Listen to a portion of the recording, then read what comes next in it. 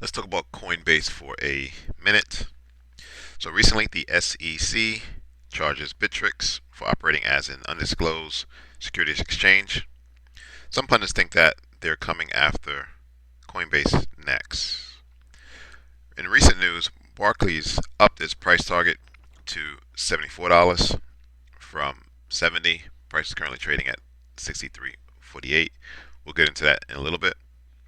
The analyst forecasts a trading revenue miss and interest income beat. However, the key focus area for investors is the regulatory overhang.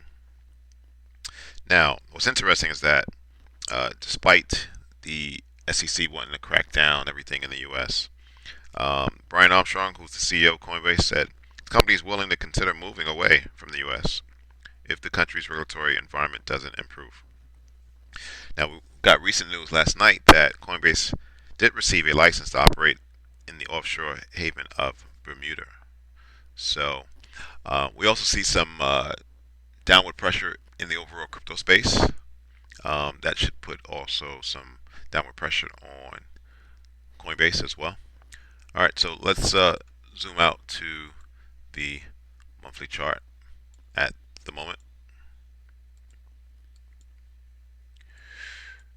And just from a 10,000 foot view level, your upside, right? This is a football field. You got one end zone at the monthly sellers at 120, and the other end zone is at the daily buys at $50, right? And so price is currently at the say the 30-yard line, right? Um, equilibrium would be roughly 80ish, right? Again, you have some selling pressure, which is why I denoted the white dash line at 90ish, right? Let's zoom into the weekly,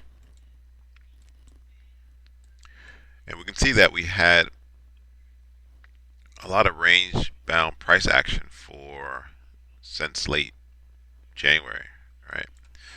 So what this means is that kind of in this level here, prices at equilibrium, meaning the buyers and sellers are equal. When you get out of this range, well, then you have an imbalance between buyers and sellers. For example, when price shot up, it couldn't close above this white box because there was an imbalance between the sellers and the buyers. So the sellers push price back down into the box, right? Point of control, equilibrium. And on the downside, when price shot down, well, we had an imbalance between the buyers and the sellers. In this case, the buyers outweighed the sellers, and that's why price shot back up. So price is currently back in the, if you want to say, point of control or equilibrium level.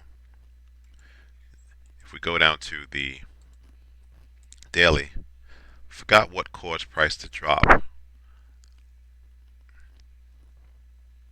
Don't remember.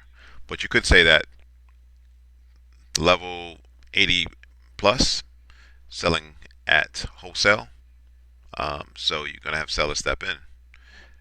Down at the daily buyers at 50, well, price is selling at a discount. So you're going to have buyers step in.